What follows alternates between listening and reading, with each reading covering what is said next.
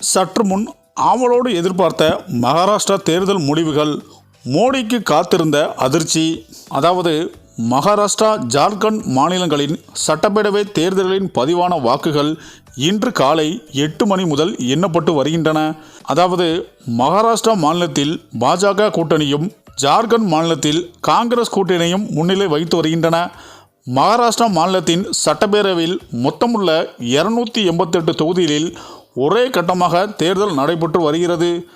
மகாராஷ்டிராவில் காங்கிரஸ், உத்தவ் தாக்கரேவின் தலைமையிலான சிவசேனா, சரத்பவார் தலைமையிலான தேசியவாத காங்கிரஸ் ஆகிய கட்சிகள் மகா விகாஸ் அகாடி கூட்டணியில் போட்டியிட்டன.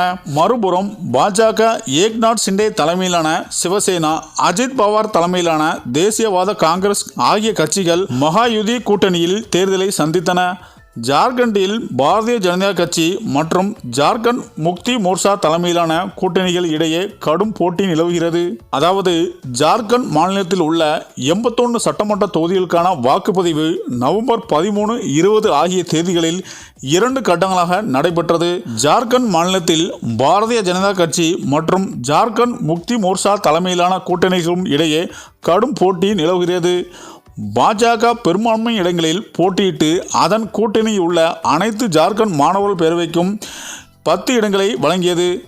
இந்திய கூட்டணியின் முக்கிய கட்சிகளை உள்ளடக்கிய ஜார்க்கண்ட் முக்தி மோர்ச்சா மற்றும் காங்கிரஸ் ஆகிய கட்சிகள் பாஜக கூட்டணிக்கு எதிராக களமிறங்கின. இந்த முறை மகாராஷ்டிரா சட்டப்பேரவை தேர்தல் மிகவும் சுவாரஸ்யமாக ஏற்படுத்தியுள்ளது. பல கட்சிகள் களத்தில் உள்ளன. 6 கட்சிகளின் மகா விகாஸ் அகாடி மற்றும் 2 கூட்டணிகளும் இடையே கடுமையான போட்டி இருந்தாலும் 3வது கூட்டணியாக பகுஜன் வச்சி அகாடி மற்றும் பல சுயேட்சை வேட்பாளர்களும் களத்தில் உள்ளனர். மகாராஷ்டிரா சட்டப்பேரவை தேர்தலுக்கான வாக்குப்பதிவு ஒரே கட்டமாக நவம்பர் 20ஆம் தேதி நடந்தது. வாக்கு எண்ணிக்கை தற்போது நடைபெற்று வருகிறது. மகாராஷ்டிரா சட்டப்பேரவை தேர்தலில் மொத்தம் 288 தொகுதிகள் உள்ளன. அங்கு ஆட்சி அமைக்க 145 தொகுதிகள் தேவை. மேலும் மகாராஷ்டிராவின் பாராமதி தொகுதியில் தொடர்ச்சியாக அரசியல் தளத்தில் அடிபட்டு வந்த தொகுதியாகும். தேசியவாத காங்கிரஸ் கட்சியில் இருந்து பிரிந்த அஜித் பவார் இந்த தொகுதியில் போட்டியிடுகிறார். அவரை எதிர்த்து யுகேந்திர பவார் போட்டியிடுகிறார். இந்த நிலையில்தான் மகாராஷ்டிரா தேர்தல் முடிவுகள் தற்போது வெளிவந்துள்ளது.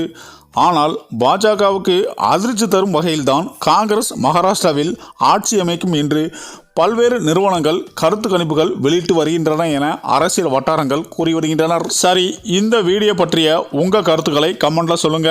மேலும் வீடியோ பிடித்திருந்தால் லைக் பண்ணுங்க, ஷேர் பண்ணுங்க, மறக்காம நம்ம சேனலை சப்ஸ்கிரைப் பண்ணிக்கோங்க. நன்றி.